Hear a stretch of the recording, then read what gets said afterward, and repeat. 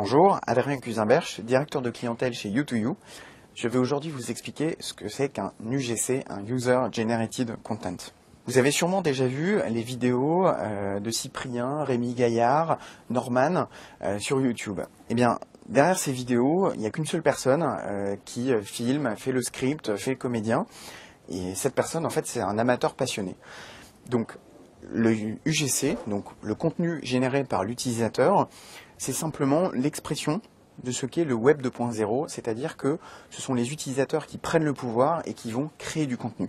Le contenu généré par les utilisateurs, ça peut être simplement des photos, des vidéos, des blogs, des articles, des commentaires. Bref, c'est un ensemble de choses qui sont créées par les utilisateurs ou influencées par les utilisateurs. Alors, il faut l'opposer aux contenus traditionnels qui sont créés par des marques. Donc, par exemple, ce sont des sites de marques, ce sont des articles dans des publicités, ce qu'on appelle les publi-rédac.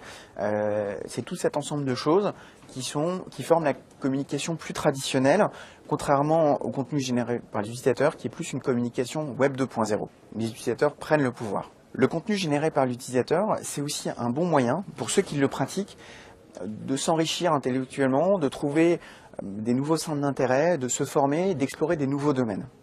Les User Generated Content peuvent aussi et sont aussi utilisés par des marques de façon plus ou moins régulière.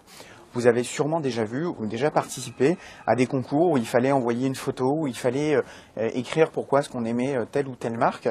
Eh bien, c'est une forme de marketing qui devient de plus en plus répandue et qui est de plus en plus efficace. Alors, il y a un exemple qui a très bien marché récemment, vous avez sûrement vu, qui était le meilleur job du monde. Un office du tourisme en Australie avait proposé un concours où la dotation du concours était de gagner un an sur une île paradisiaque à côté de l'Australie, donc avec plage de sable blanc et mer turquoise. Et le gagnant, en plus de devoir passer un an sur cette île-là, était payé plus de 10 000 € par mois. Donc c'était plutôt intéressant. Pour être sélectionné, les participants devaient simplement envoyer des vidéos expliquant pourquoi ce qui devait être choisi pour participer à cette expérience-là. Donc les vidéos étaient toutes sortes, mais l'idée c'était de se dire que le participant devait mettre en avant pourquoi est-ce que c'était un bon reporter, pourquoi est-ce qu'il aimait la faune et la flore, et pourquoi est-ce qu'il serait le meilleur pour partir sur cette île-là. Tout le monde pouvait voter sur les vidéos des participants et simplement la vidéo qui avait le plus de votes était sélectionnée et la personne qui avait réalisé cette vidéo gagnait le concours et partait un an avec donc un CDI très bien payé sur cette fameuse île déserte. C'est donc un très bon exemple de contenu généré par les utilisateurs puisque tous les participants du concours ont dû créer et générer des vidéos, des articles, faire parler d'eux pour, quelque part, se promouvoir eux-mêmes, mais aussi promouvoir tout le dispositif, à savoir tout le concours. Donc ça a fait de la publicité, quelque part indirecte, pour cette organisation. Mais attention, on ne peut pas l'utiliser non plus à toutes les sauces, puisque ça va demander beaucoup de travail pour la personne qui va générer le contenu. Il faut savoir que faire une vidéo, c'est pas si facile. Écrire un article, ça prend du temps. Donc dès lors que vous demandez une participation des utilisateurs, il faut que la dotation soit très motivante et il faut que ce soit évidemment en lien avec la participation. Donc il faut vraiment donner aux gens envie de prendre du temps pour créer une vidéo, pour écrire un article.